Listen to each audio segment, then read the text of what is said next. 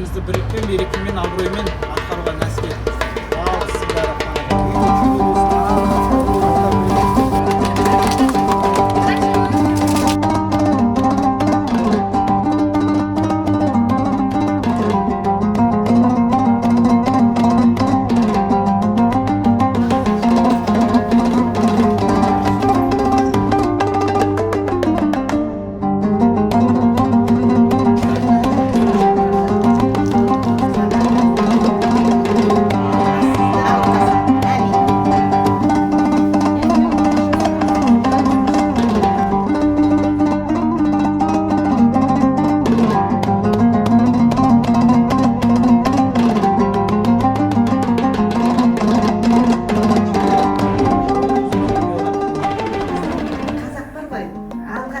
наоборот аяқтан шалып құлатады.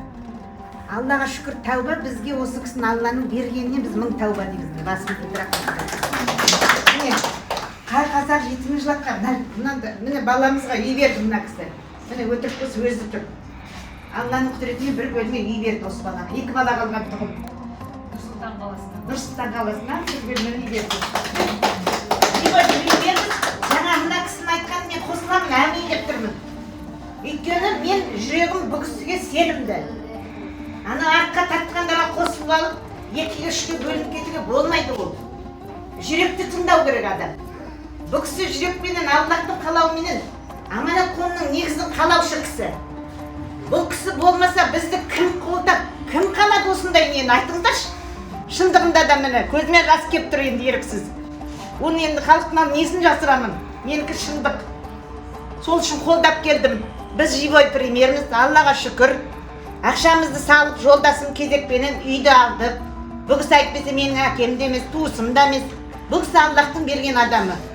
Мына балаларға жылап жүргеннен шешесі үйсіз кетті, қайтыс болып кетті. Үй берді міне. Аллаға мың тәуба. Одан кейін қызым айттым, ай қызым біз машина алдық. Сен біреудің ескі машинасын мініп жүре бересің бе? Жұмысың бар күнде. Күнде таксиң ақша шақ келмейді ғой. Сал ақшаны деп күйеу балам екеуіне. Олар салып машина мінді, Аллаға шүкір. Қанша жылдан бері өмір сүріп жатыр, біреу кедей, біреу бай. Мына кісі сияқты кім ойлады, өзіңіз айтыңдаршы? Кім бізді ойлады? Осындайды айтқанда жылағым келіп кетеді шындығында да.